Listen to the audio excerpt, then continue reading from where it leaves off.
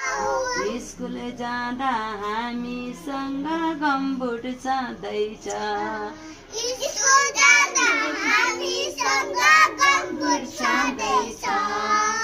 झम झम झम पानी परेछ कसरी जाने होला स्कुल धेरै टाढा छ खोइ त भने तिमी सबको भन न किन डराउँछौ किन सुर्ताउँछौ स्कुल जाँदा हामीसँग गाडी छँदैछ